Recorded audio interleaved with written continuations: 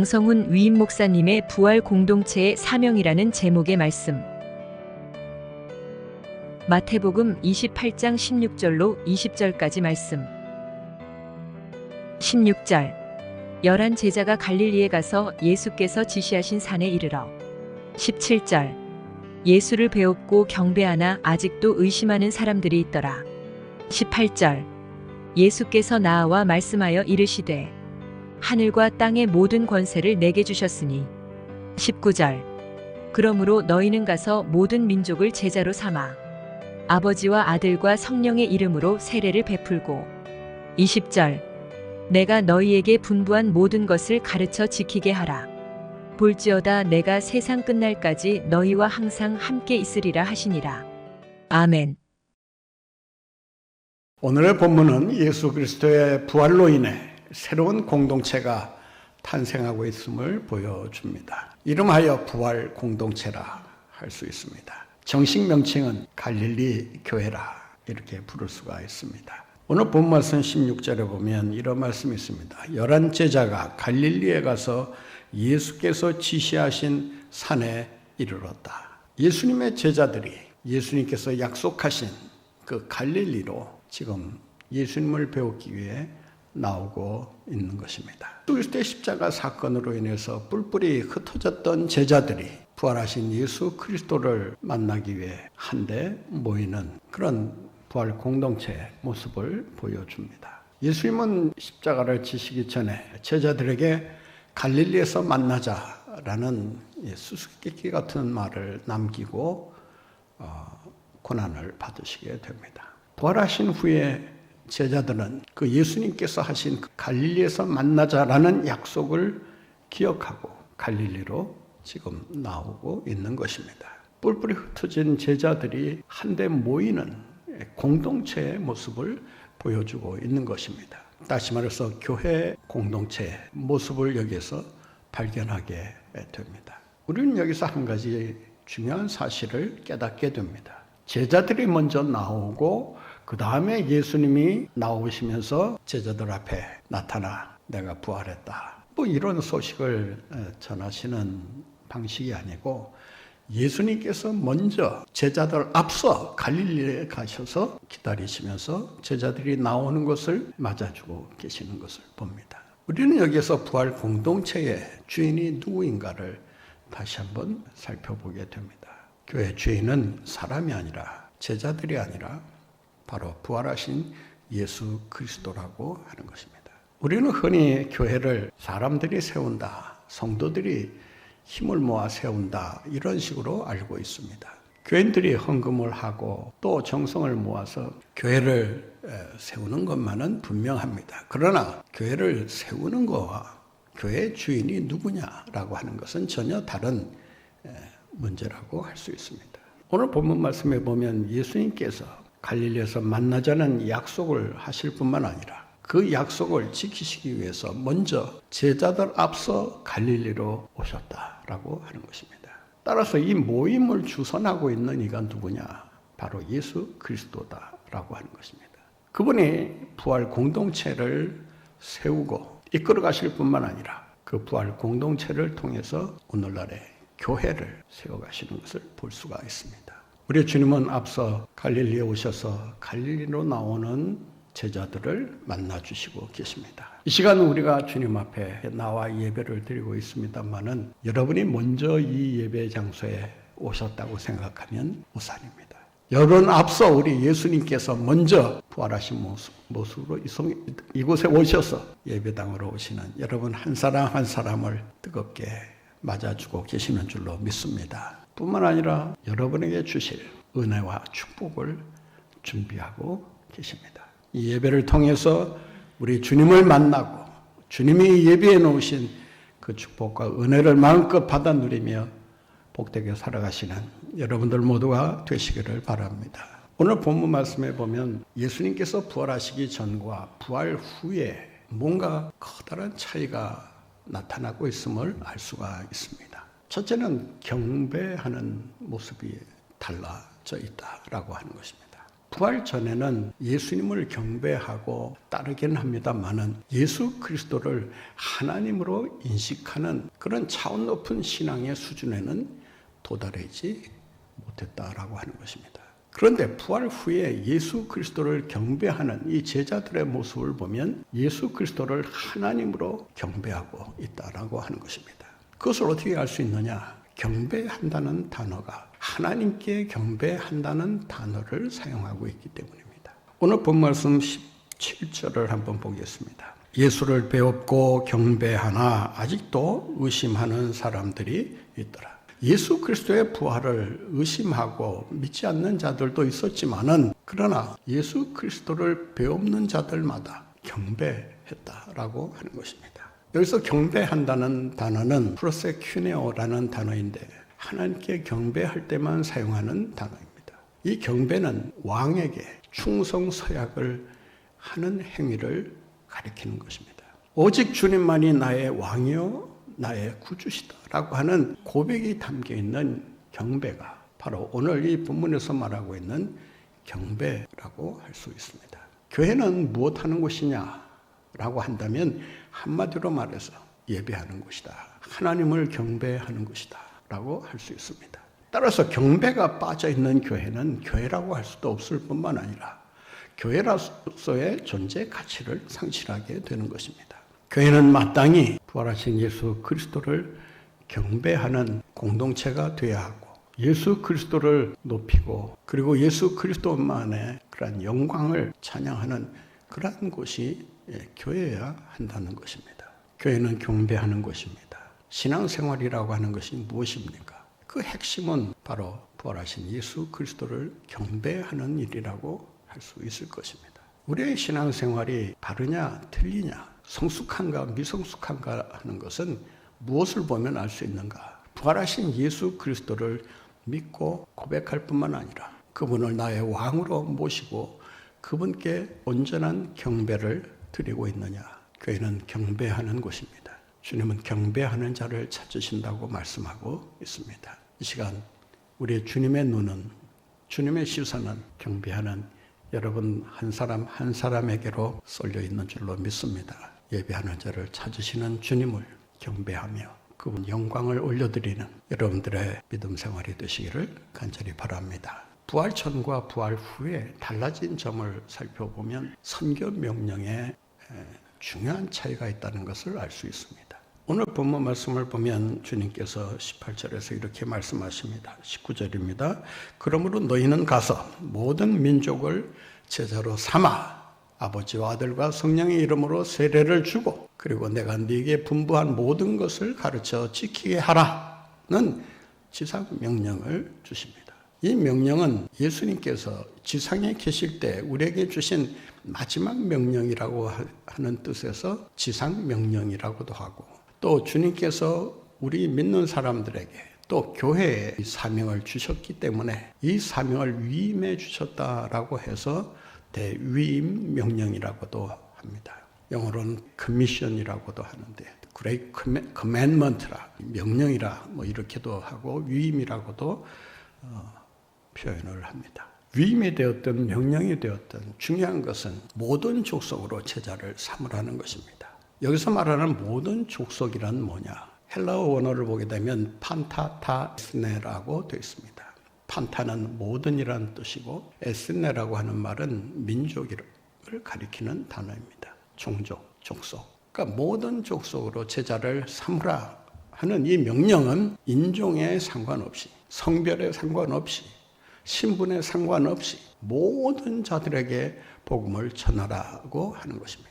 모든 이에게 복음을 전하라는 명령이 부활 전과 무엇이 다르냐라고 반문하실 수가 있습니다. 마태복음 10장 5절 6절 말씀에 보면 주님은 세계 선교를 명령하시기보다 선교를 제한하는 그런 차원에서 명령을 내리십니다. 너희는 가서 복음을 전하되 이방인의 길로도 가지 말고 사마리아 고을로도 들어가지 말고 오직 이스라엘 집에 잃어버린 양에게로 가라. 이방인에게로 향하기 전에 먼저 잃어버린 이스라엘 집의 양에게로 가라고 말합니다. 언뜻 듣기에 주님이 왜 전도 명령을 하시면서 잃어버린 이스라엘 집의 양에게로 가라고 하셨을까? 그런데 중요한 것은 이 명령이 부활하신 후에 민족을 구원하라는 세계 선교의 명령으로 바뀌고 있다는 것입니다. 이스라엘 집에 잃어버린 양이라는 차원을 넘어서서 이제 너희가 가야 할 곳은 모든 민족이다라는 사실을 우리에게 알려주고 계시는 것입니다. 그러므로 우리는 모든 족속에로 가기 위해 힘써야 합니다. 오늘날 세계 선교를 위해 힘쓰는 선교사들을 비롯해서 세계 선교를 후원하는 모든 교회와 성도들의 그 헌신이 어떤 근거로 이루어지고 있느냐? 바로 오늘 본문 말씀을 통해서 그런 헌신이 이루어지고 있다라고 할 수 있습니다. 만약 땅끝까지 이르러 내 복음의 증인이 되라는 주님의 명령이 없었더라면 우리는 세계 선교의 비전을 갖지 못한 채 자기가 살고 있는 지역이나 동네나 마을로 그 선교의 대상이 국한될 수밖에 없을 것입니다. 그러나 모든 민족에게로 가라는 이 주님의 명령에 순종하여 모든 교회와 성도들이 세계 선교에 힘쓰고 있는 것이 아니겠습니까? 세계 선교의 명령을 우리가 주님으로부터 받았다라고 한다면 우리가 해야 될 일이 무엇이겠습니까? 바로 선교하는 이 일에 우리가 모든 힘을 기울여야 하고 에너지를 투입해야 하고 또 우리의 모든 능력을 합해야 할 것입니다. 부활 전과 부활 후에 주님이 주신 명령의 차이점이 또 하나 있습니다. 그것은 가르치라는 것입니다. 본말씀 20절 전반절 말씀을 보겠습니다. 내가 너에게 분부한 모든 것을 가르쳐 지키게 하라. 무엇을 가르치라고 합니까? 내가 너에게 분부한 모든 것.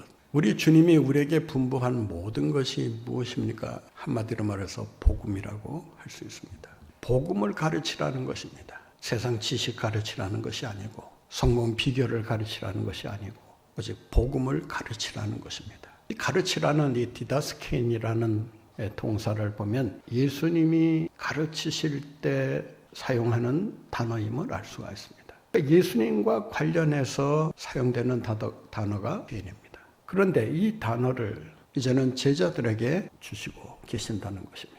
부활하시기 전에는 제자들에게 가르치라는 명령을 하신 적이 없습니다. 여러분 복음서를 자세히 한번 살펴보세요. 가르치라는 명령 하신 적이 없습니다. 복음을 전해라 이런 명령은 있어요. 그리고 귀신을 쫓아내고 기적을 행해라 이 명령은 있지만 나가서 가르쳐라. 내가 분부한 모든 것을 가르쳐라. 가르치라는 명령은 없습니다. 그런데 부활하신 후에 예수님의 명령이 달라집니다. 제자들에게 비로소 가르치라는 명령을 내리고 계십니다. 교회가 할 일은 복음을 부지런히 가르치는 일입니다. 이 명령은 어느 누구에게 특정한 사람에게 주신 명령이 아닙니다. 이 명령은 부활하신 주님을 만나 그 부활하신 주님과 함께 동역하기를 원하는 모든 자들에게 주시는 말씀이라고 할 수 있습니다. 오늘 본문을 통해서 우리는 주님으로부터 세 가지 명령을 받고 있습니다. 첫째는 경배에 대한 사명입니다. 두 번째는 선교의 사명입니다. 그리고 세 번째는 교육의 사명입니다. 교회가 그 무엇보다 힘써야 할 일이 뭐냐? 경배하는 일, 선교하는 일, 교육하는 일입니다. 왜 교육하는 일이 어려울까요? 교육하는 일은 시간이 필요하기 때문입니다. 그래서 흔히 교육을 가리켜서 백년대계라는 말을 사용합니다. 그만큼 오랜 시간이 필요한 것이 교육이라고 할 수 있습니다. 학교 교육이 실패하는 이유가 무엇입니까? 다른 데 있는 것이 아닙니다. 열매를 너무 빨리 따려고 하기 때문에 그렇습니다. 교육을 받는 자도 그렇고 교육을 하는 자도 그렇고 열매를 빨리 거두려고 하다 보니까 충실한 열매를 맺지 못하게 되는 것입니다. 국가든 교회든 교육을 등한히 하게 되면 미래는 결코 없다는 사실을 알아야 합니다. 미래를 책임지고 나갈 그런 위대한 일꾼들, 그러한 지도자를 키워내는 일에 교회가 무엇보다도 힘써야 합니다. 21세기에 살아남는 교회는 어떤 교회냐? 교인이 많이 모이는 교회가 아닙니다. 끝까지 살아남는 교회는 위대한 지도자를 길러내는 교회라고 할 수 있습니다. 우리가 미래의 지도자를 키우자라는 표로 지금까지 우리 교회를 이끌어 왔습니다. 미래의 지도자를 키우는 일이 얼마나 중요한가는 훗날 그 위대한 지도자들을 통해서 우리 교회의 위상이 높아질 때 그때 가서 알 수가 있는 것입니다. 우리 교회에 주신 3대 사명, 첫째 경배의 사명, 둘째 선교의 사명, 셋째 교육의 사명, 이 사명을 성공적으로 이루어드림으로 주님으로부터 칭찬 듣고 이 세상을 향해 이 세상을 변혁시키는 그러한 교회로 나아갈 수 있게 되기를 간절히 바랍니다. 어떻게 해야 이러한 교회를 우리가 세워갈 수가 있고 또 어떻게 해야 이런 사명을 감당할 수 있는 것입니까? 오늘 본문 말씀에 보면 가라는 명령이 나옵니다. 가라는 이 명령은 분사형으로 되어 있습니다. 계속해서 가라는 것입니다. 가는 것을 중단하지 말라는 것입니다.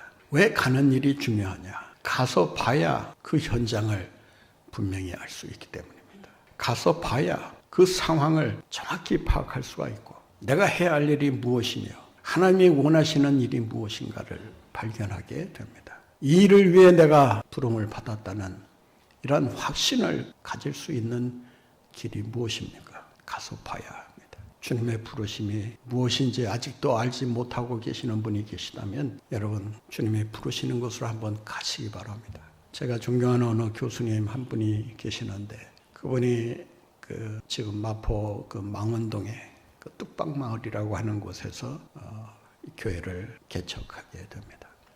교수님이 개척하신 것은 아니고 교수님이 그 비용을 전적으로 담당하고 그리고 이상양 전도사님이라는 분을 모셔서 그 교회를 목회하게 합니다. 그때 그 교수님이 어디에서 그 소식을 들었는지는 알 수 없지만 그 마포 망원동으로 한번 가서 봐라. 이런 그 마음에 감동을 주시더라는 것입니다. 그 마포 망원동의 그 뚝방마을의 그 주민들이 누구냐 하면 청계천에 살고 있던 빈민들입니다. 그 청계천을 정화시키면서 그 빈민들을 다 쫓아내야 되죠. 물론 사전 합의를 통해서 다 뿔뿔이 흩어집니다만은 한 팀은 김진홍 목사님 따라서 저쪽 아산만으로 내려가고 한 팀은 이 마포 망원동 그 뚝방마을로 갑니다. 제가 그 교회에서 몇 년간 교육전도사로 봉사한 적도 있습니다만은 그때 제가 처음 보았던 그 마을의 모습은 또 주민들의 모습은 정말 처참하게 그지없는 그런 상황에 있었던 것을 아직도 기억하고 있습니다. 마치 그 전쟁 피난민들이 모여 사는 그런 모습을 방불케 하는 그런 지역인데 제가 그곳에 가서 정말 눈물도 많이 흘렸습니다. 교육전도사 하면서도 제가 눈물을 흘렸을 정도니 그 목회 환경이 얼마나 열악했는가. 그러나 지금에 와서 생각해 보면 그때 경험이 제게 참 큰 도움이 되고 있다.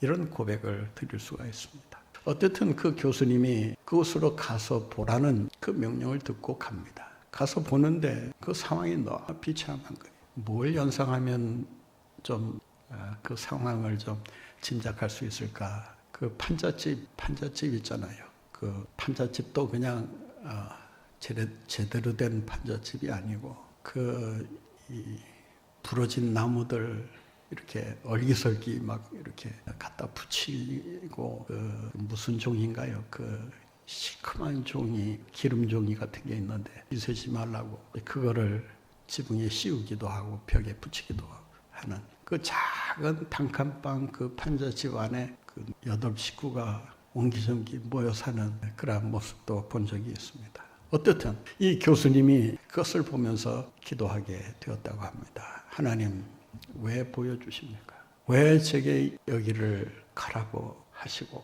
이 모습을 제게 보여주십니까? 라고 하자 하나님의 음성이 들리더라고 합니다. 저 불쌍한 영혼들을 위해서 이곳에 교회를 세우거라. 그 명령에 순종해서 자신이 모아둔 저금해둔 돈을 다 이렇게 깨트려서 바치고 그 목회자 사례비도 제 사례비도 교회에서 받은 게 아니고 그 교수님의 이제 말하자면 후원으로 제가 사역을 했는데 그때 받은 돈이라고 해봐야 3만 원이거든요. 3만 원. 제가 3만 원부터 시작을 했습니다. 그 교수님이 그 말씀을 하시면서 가서 보니 왜 하나님이 나를 이곳으로 보내셨는가를 알겠더라. 가서 봐야 한다는 것입니다. 모든 족속으로 제자를 삼기 전에 갚아야 합니다. 아버지와 아들과 성령의 이름으로 세례를 주기 전에 갚아야 합니다.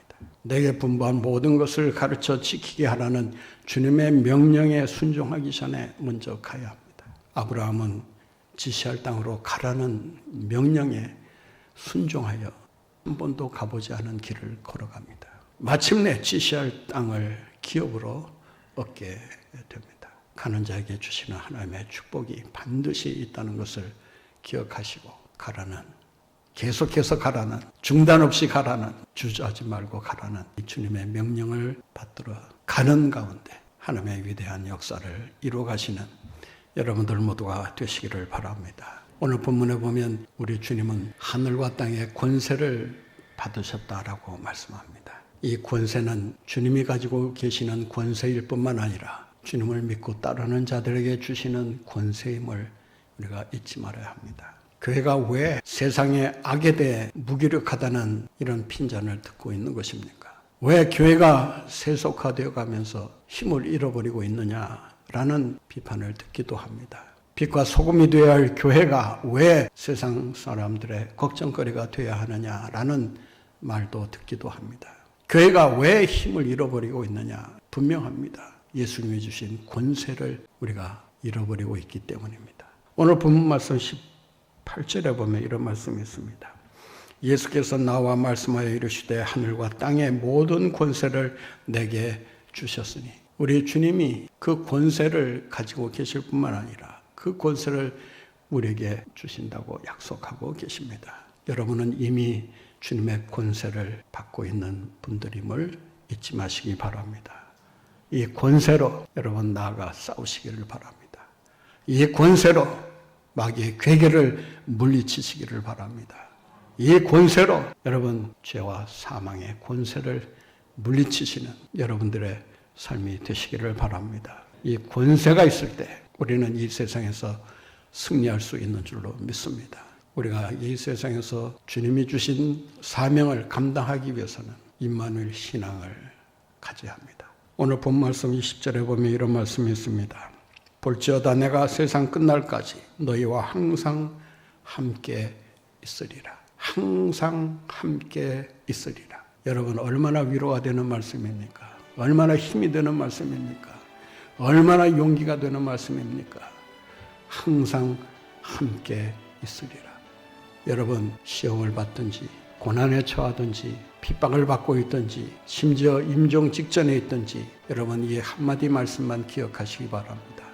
항상 너희와 함께 있으리라. 함께 있으리라는 이 말씀을 붙들고 나아갈 때 우리에게 주신 사명을 능히 감당할 뿐만 아니라 이 사명을 이루어 하나님께 영광을 돌리는 우리의 삶이 될 줄로 믿습니다.